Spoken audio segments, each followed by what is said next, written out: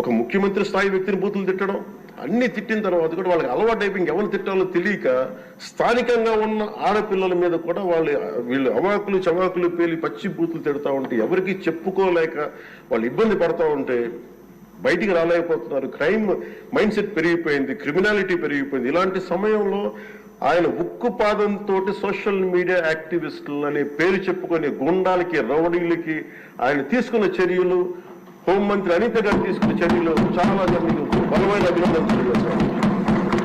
ఇదే కొనసాగాలని కోరుకున్నాను అధ్యక్ష. This should be a continuity of our entire governance. మన అడ్మినిస్ట్రేటివ్ లో ఒక భాగం అవ్వాలి అధ్యక్ష. మనస్ఫూర్తిగా వారికి నా ధన్యవాదాలు తెలియజేసుకుంటూ గౌరవ ముఖ్యమంత్రి గారికి నేను మాటిస్తున్నాను. గౌరవ సభ్యులందరూ కూడా ఇసుక దోపిడీలు కానీ లేదంటే మేము చేయాల్సిన పనులు ఎప్పటికప్పుడు మీరు మాకు ఆదేశాలు ఇవ్వండి సార్. మాకు